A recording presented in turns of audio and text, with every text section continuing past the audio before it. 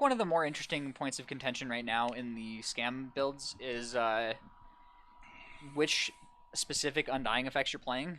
I think most people have pretty much agreed that, you know, about 6 of the actual Feign Deaths is good, like 3 and 3 of that one and Undying Malice, because they're functionally the same. And then, you know, sometimes you play some of the other ones, like for example, in this particular list of Scam, we see 1 Malika Rebirth, which is the Magic Double Face card. And it's by far the worst Scam, but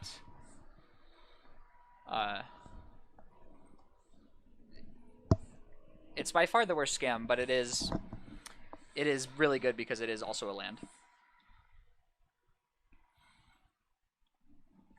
Yeah, I think that the lists that we saw uncovered yesterday also were electing to play that one. Yeah.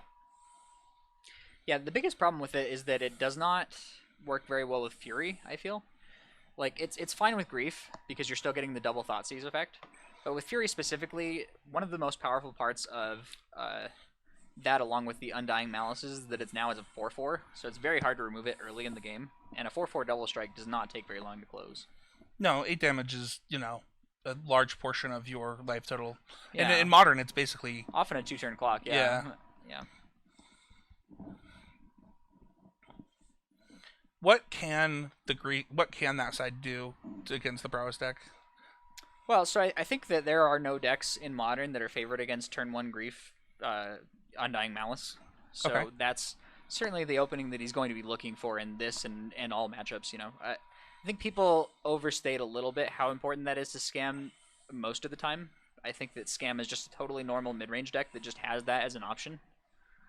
But in your worst matchups, that is generally what you want to have. Okay. All right. Looks like the players are ready now, so we will head on down.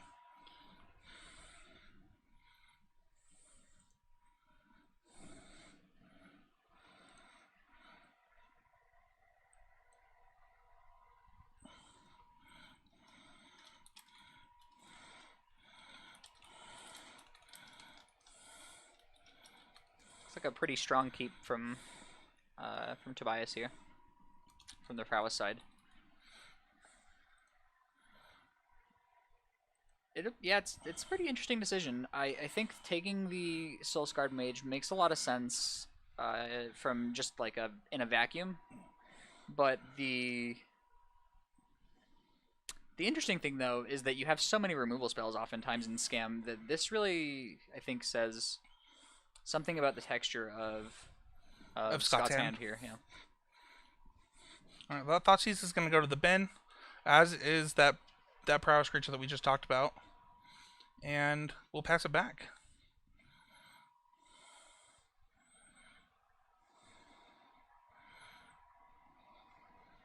One of the other really notable things about this matchup that I think makes it Prowess favored that is probably understated a little bit is Gigantha. I think just playing the card Gigantha actually gives you a huge amount of percentage against decks like Scam. Where not just Giganta, just any companion, right? Yeah, just companions in general. Yeah, it's not like Gigantha does something specifically against Scam. Although it does give you blue mana under Blood Moon, if that matters. But more just having an extra card in your hand, and one that can't even be Thoughtseized, is just so powerful. You know, we haven't gotten to talk about it this weekend. Is this the first time a deck with Underworld Breach has actually been on camera? But a lot of people think that card is not long for the Modern world. Where do you land on that? I think that it is objectively too powerful, but I do think that it is probably not played enough right now to warrant a banning. So we'll see if that ever becomes not the case. I think that there is a finite amount of time that a card like that can be legal in a format. Yeah. I mean, we've seen it banned from every other format, so right. It's clearly there's a point when the cards just become too strong, and you're like, well, we just can't have a 2-mana Yawgmoth's Will that lets you recast the cards over and over again because it's just too much. But I don't necessarily think that day is on the horizon or anything.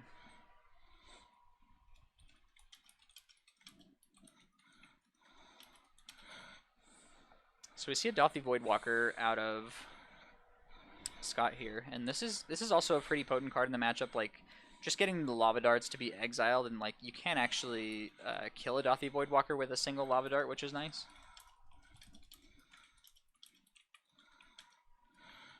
Gonna also make it pretty difficult to get Delirium with this Dragon's Rage Channeler. Basically impossible for as long as it's there. Yeah. Well, obviously, yeah. You have to remove the Dothy Voidwalker first, but.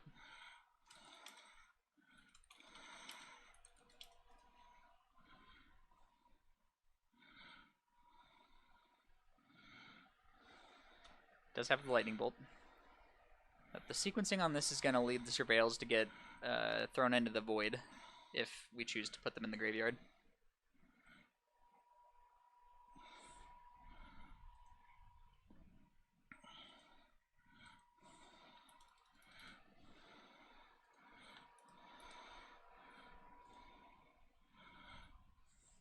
Alright, we're going to get in for one here.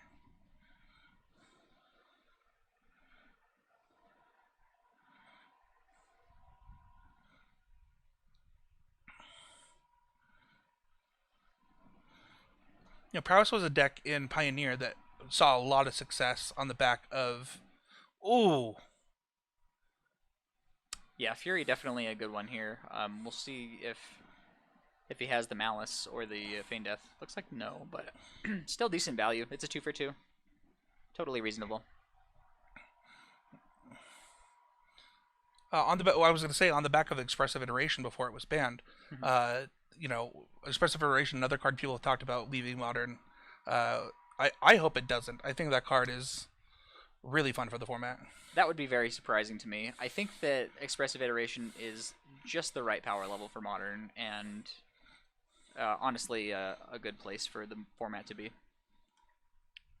The more that the format is in on Expressive Iteration, the less degenerate things that are happening, I think. Like, if the format was in a bad spot, I think it would be too fast for Expressive Iteration. Yeah, I agree.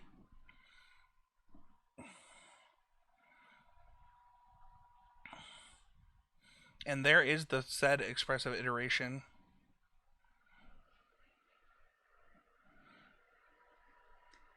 Yeah, certainly a very powerful card here, and I think it really speaks to the power level of Breach that Scott felt that he needed to Thoughtseize the Breach there, which was clearly not going to get any value on the next turn, and Expressive was likely to get the full amount of value. Right. Yeah.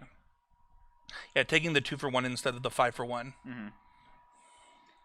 Yeah, you know, do I want to give my opponent, you know, 2 cards now or 5 cards 4 turns from now? And that's a tough decision to make.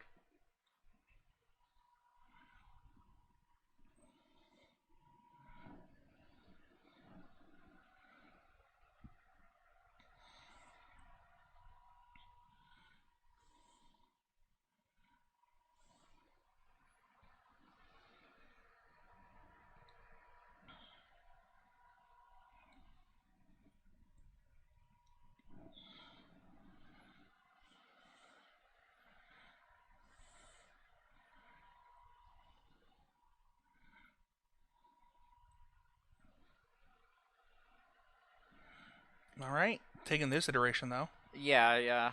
Probably one of the better, you know, turn 4 Thoughtseizes that we're going to see.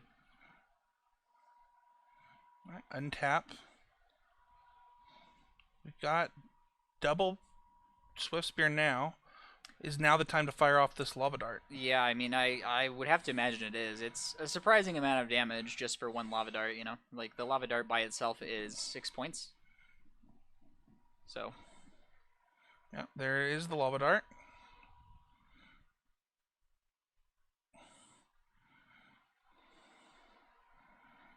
Sacrificing the land. Flashing back. So yeah, gonna bring Scott to 3 here.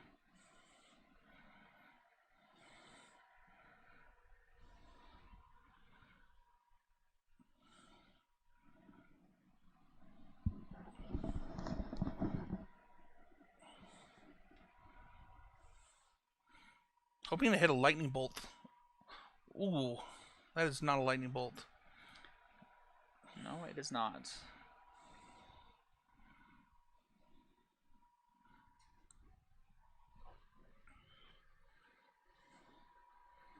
No, but that Fury will take care of those last 2 cards. And so with, you know, with a hell-bent Prowess player, can we come back and get through these last points of damage for Scott?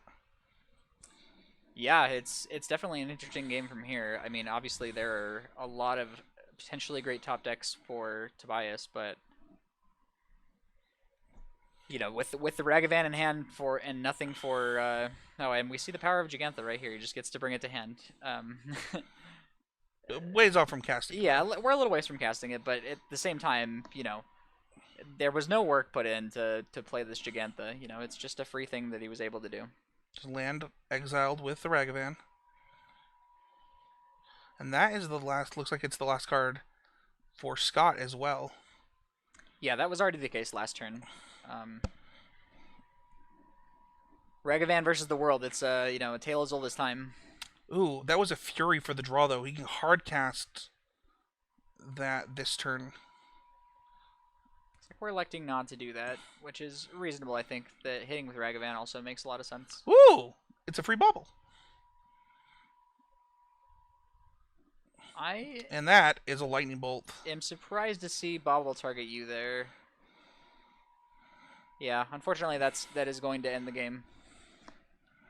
I think with the fetch land in play and 2 life being roughly equivalent to 3 in that spot, I would have liked to see Scott target himself with the Bobble for the functional scry. Yeah, not that it. You know, I mean, it wouldn't have mattered with the bolt on top, right? Yeah. Like it would not have helped in that spot, but. So what are these players' sideboards look like that they might be able to finagle? So from the Prowess side, we have 4 Chain to the Rocks, which I think are kind of interesting, honestly. It's pretty good against any of the scam lines as like a top deck, like being able to get rid of a Fury or anything like that.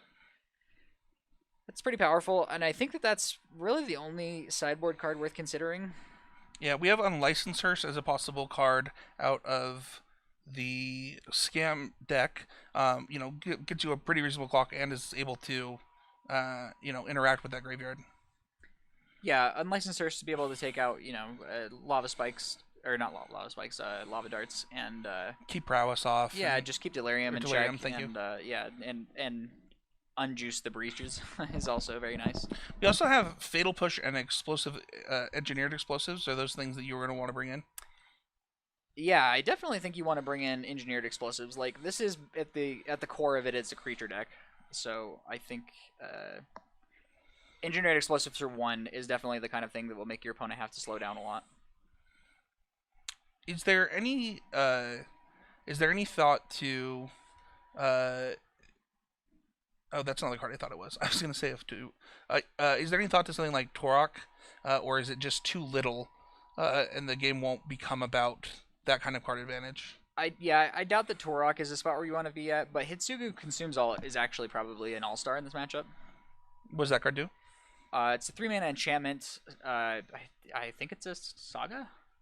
So ETB, it destroys all 1 or less permanents, non-land permanents with CMC 1 or less, and then the second mode is exile the graveyards, and then the third one is it becomes a 3/3 creature. Yeah, that whenever it deals damage to a player, it gets a +1/+1 counter.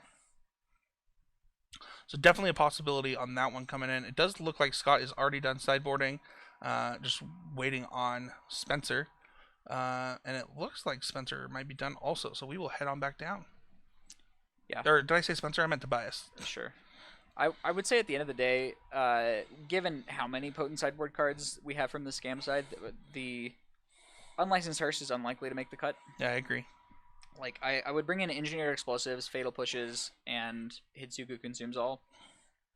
And I'm not sure how much you really want to bring out. Like, on the draw, you could probably consider cutting Ragavans. It's possible you cut them on the play as well. They are pretty bad against Lava Dart. K Command is probably also a bit expensive, and I think if your mana base permits it, setting out Malika Rebirth is probably also reasonable. Obviously, you want to set out the Blood Moons as well, so we do have some ins and some outs. I think Hitsugu Consumes All is probably the single best card in this matchup from the scam side.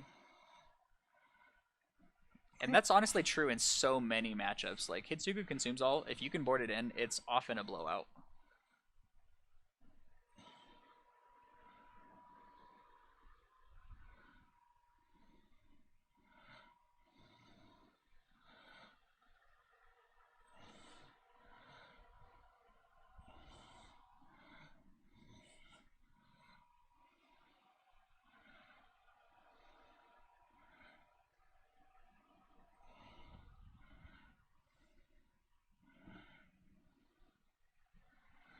But I think we did see the full display of why this matchup is favorable for Prowess in game one. Like, I mean, yeah, Scott had a totally reasonable mid-range plan, right? Like, yeah. it wasn't the scam draw that he would hope for in this kind of matchup, but like Thought Season to Dothy Voidwalker and like some removal spells and you know.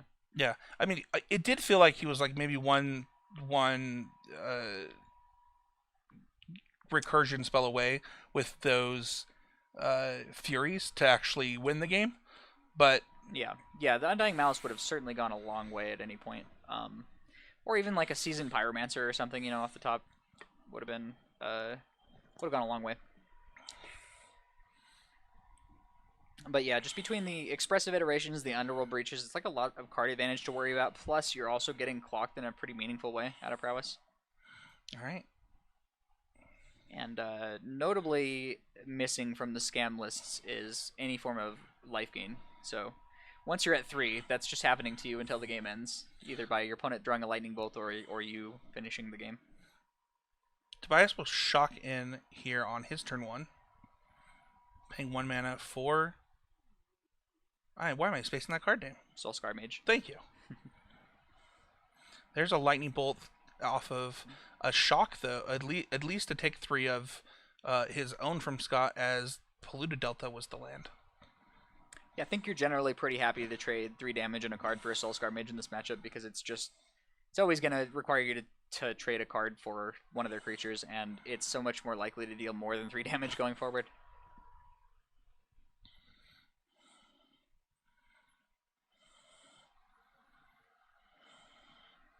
All right, untap for Scott here.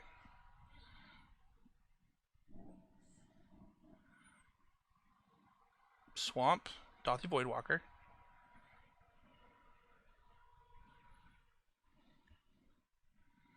Yeah, again, this is a totally reasonable mid-range draw. I'm just not very confident that this kind of thing can get there in this matchup very often. Saying that the classic Jund versus Burn matchup is favored for Burn. Well, except the difference is that this is Burn without Tarmogoyfs, which was like your only way to win with Jund, right? Sure. Or, sorry, Jund without Tarmogoyfs. And like Tarmogoyf was, I would say that the Burn matchup wasn't even that unfavored for Jund, only because turn 2 Tarmogoyf was so strong in that matchup. Like, they almost could never kill it, and it erased their Burn, at least back in those days. I mean, the Burn spells have upgraded a lot, and over the years as well. And not only that, but the Jund decks at the time actually, had Burn a lot more on their radar. So they would include cards in the sideboard like Feed the Clan. DRC, Lightning Bolt.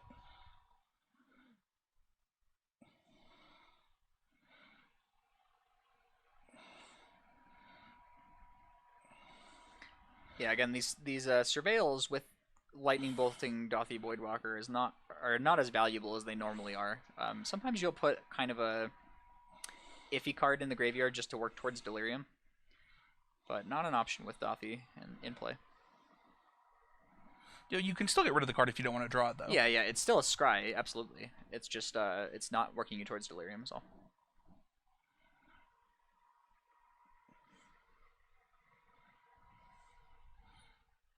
Right, going down to 16. And this is one of the power turns for Scam. So from Scott's side, we're definitely hoping, now that we fetched Swamp, definitely hoping for a Fable the Mirror Breaker here, or a Hitsugu Consumes All. Do you see Fable?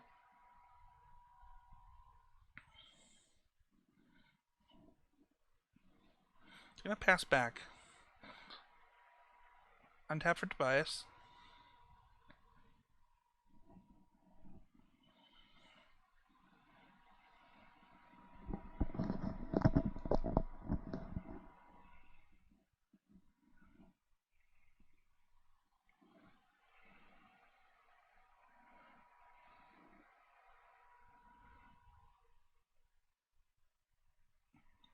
Arid Mesa. Gonna crack it down to 14.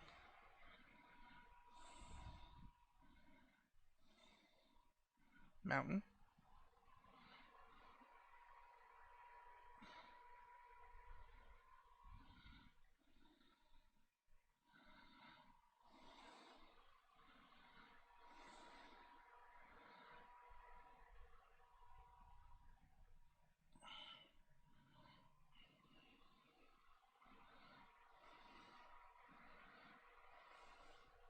Manamorphose.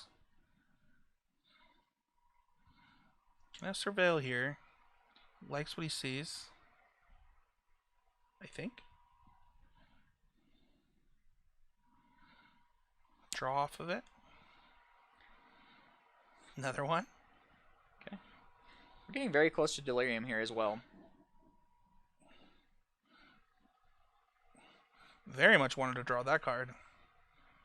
Yeah, that one seemed a lot more, no question. Sprite Dragon.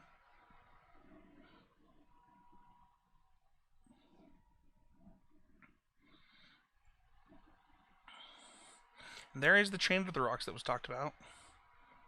Yeah, you think it makes a lot of sense. Like, even playing something like Hammer Time, you usually bring in Path to Exiles in this matchup. And I think Chain of the Rocks is vastly superior to Path to Exile, just in general. Right. But, yeah, certainly.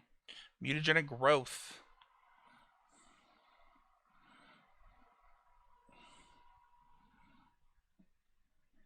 So What a for powerful 6. turn. I believe that we still don't have Delirium just yet. By my count, we have instant, land, and creature. That is what I count as well.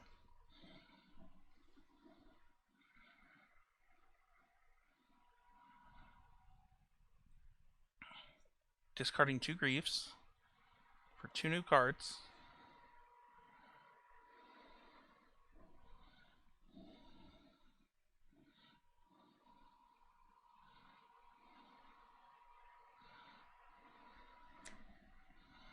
Interestingly enough, though, one reason that Chain of the Rocks is actually a little bit worse than Path sometimes in this matchup is because of Hidzuku Consumes All in the postboard games. Like, if he did actually side it in, I mean, in this case, he took out a Goblin Shaman token, which is going to be gone regardless, but it is kind of an interesting dynamic of their perspective, or their relative sideboards, is that Chain of the Rocks is actually a little bit weak against a card that Scott might be bringing in.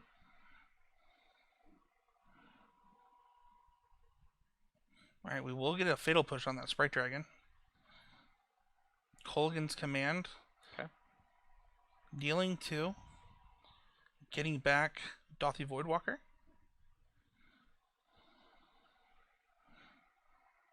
They're actually going to get back Grief, it looks like. Yeah, that makes a little more sense to me. I was very interested, like, I was trying to piece together what it could mean about the texture of Scott's hand that he would bring back a Dothy Voidwalker there. The thing is, also, even if your other cards in hand, I mean, especially if your other cards are lands, right? Like, the Grief is actually really powerful here because, oh, interesting to bring back the Gigantha into the Grief turn. You can also Grief their draw step, right? Like, yeah, so he's gonna play a Grief here, take this Gigantha, and then also have Grief on the draw step. Yeah, that was the last card. Yeah, so Tobias is now relegated to instance. Oh, I guess this doesn't have haste, so actually he's gonna have to wait a turn before he can start getting the Grief lock.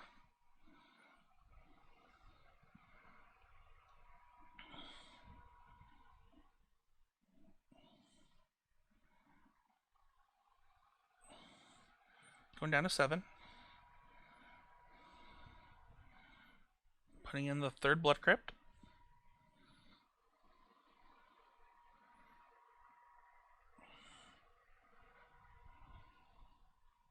Bobble's not a terrible draw in that spot. I mean, you would obviously prefer like an Underworld Breach or something, right? That would just win the game, but it's a nice way to try to play around the Grief Fable thing that's happening to you just a little bit.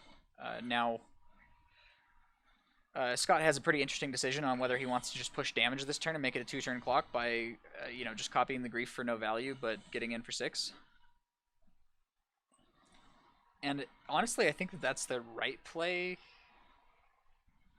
Yeah, I can't think of a 2-card combination of cards out of really close. Well, I can think of a Tobias. one card combination. Oh, of cards. sure. Yeah. Well, that's Underworld Breach is so good that it is almost always the end of the game. That's fair. I guess that's a 6-card combination of cards. Yeah. Yeah.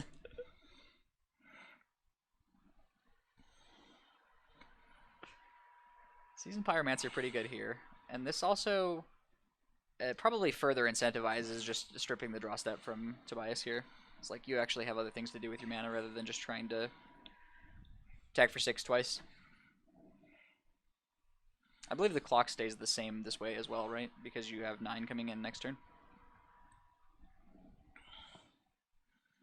All right, here we go. Draw for the bubble. Draw for the turn.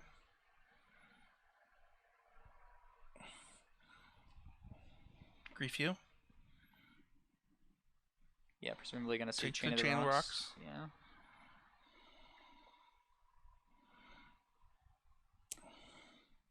And yeah, this game is looking tough for Tobias. And that is going to do Yeah, it. Game 2 should now go to should be presenting lethal. Yep. Scott on Scam. Sounds like a podcast. Scott on Scam is the name of our band. Yeah, and then you know, just the flip side of game 1, this was we got to see the power of Scam and why it's just a totally valid mid-range deck, even outside of the Scam part of it. All right. Looks like players are considering sideboards again. We'll run a quick ad break and then be right back. All right, players are shuffled up. Opening hand drawn for Scott. Probably not the happiest to be on the draw in game 3. Yeah, being on the draw is tougher, but at the same time, it doesn't really do anything to break up your best possible draw. Like, you can't really break up a Grief with a single Lightning Bolt. Sure.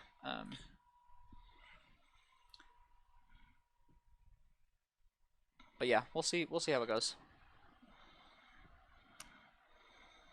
Obviously, being on the play is still going to be pretty good for Prowess.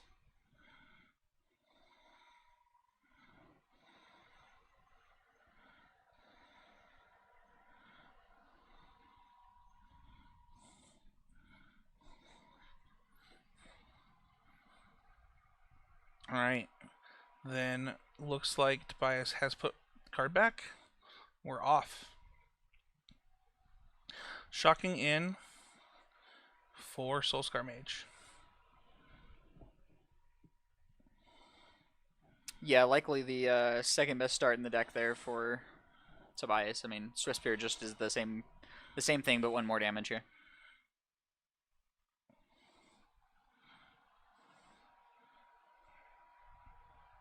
We're gonna see a shock in for a Blood Crypt.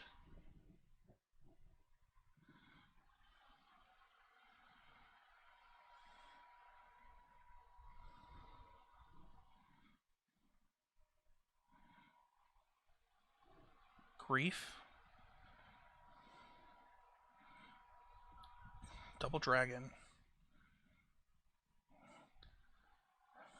And we will take both dragons. Okay, and he does finally have the Scam. Pretty good spot to have it in too. Tobias on the mulligan on the play and did not have an easy hand to reload.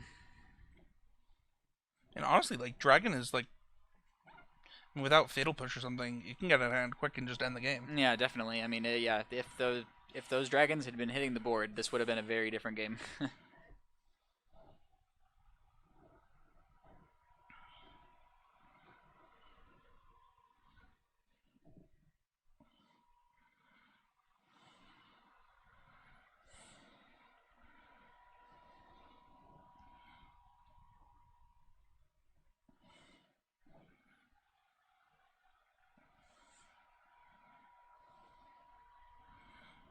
Did that just magically appear onto the battlefield for I that? think he kind of threw it down from above, yeah, but it looked like it did. It was sweet. It was such a flourishing of a Sacred Foundry to enter the battlefield.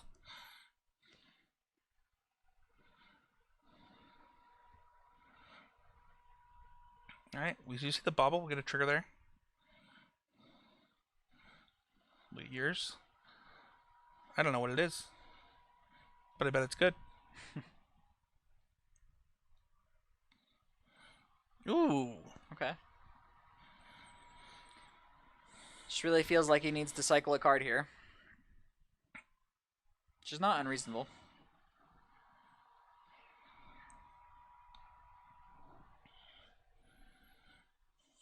Kind of getting back into it from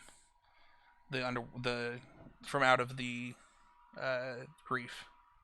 Yeah.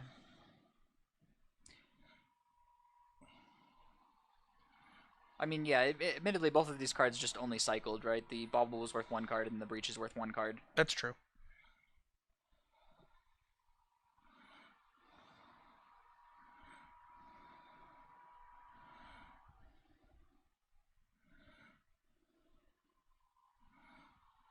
Alright, attacks here.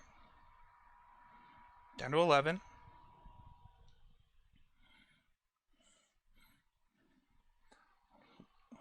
I believe that is a Hitsugu consumes all in the Ooh, hand. terminate. As well. Taking care of the Soulscar Mage.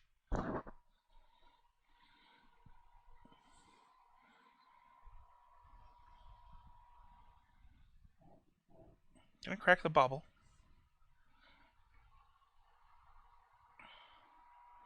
Take another look.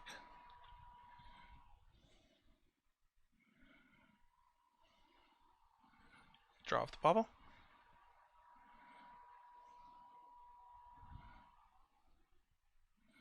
And expressive iteration. That is certainly the way to unmulligan from the Double Grief. Certainly gives you a surplus of things to be doing. Yeah. Yeah, the matchup becomes very much more about closing the game out at some point from the scam side, because I do think that Prowess is somehow favored in the late game in this matchup, which is a very interesting dynamic for a deck so aggressive. Between Expressive Iteration and Underworld Breach, though, you just have better card advantage engines than Scam does.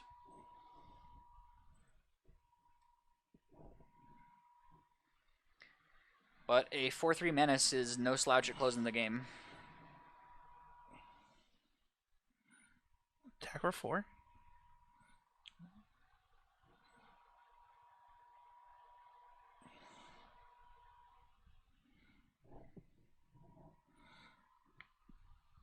You know, Fury and Hitsatsu. How do you say that? Hitsugu consumes all. There we go. Do you know that there's a Fury in his hand? Yes. Okay.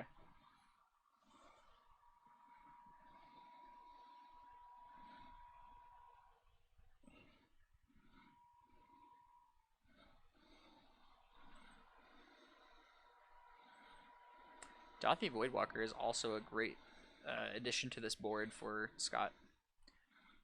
Just presenting a lethal clock here, requiring at least one answer from Tobias.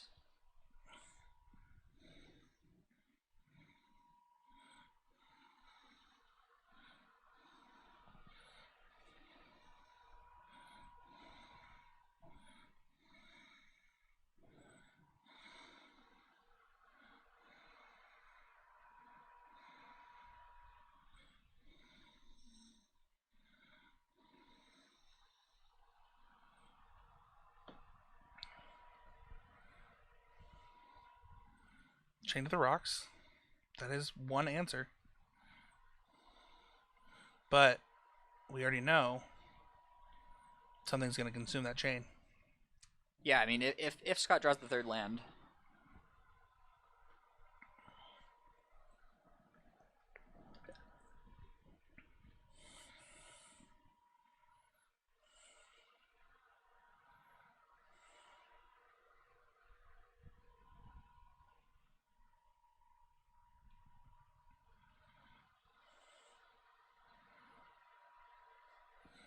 Gonna deploy a Soulscar Mage here.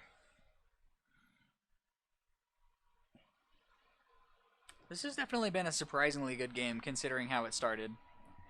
Like, with Tobias getting scammed down to basically just a Mishra's Bauble in hand on turn 1, it looked like this game was going to be a lot more lopsided than it has been. I mean, I think that it still looks like Scott is favored from this position, but not so much that you can never imagine how Tobias could win this.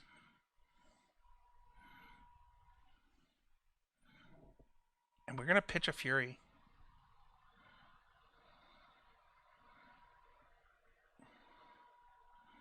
Looks like we do have the Malice as well.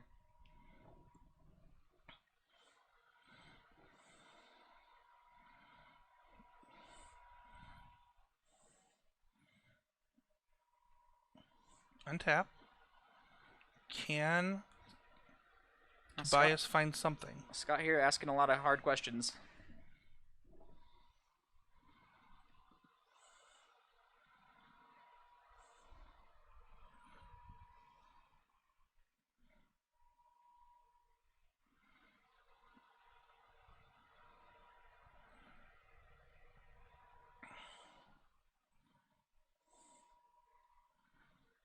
There's the Underworld Breach.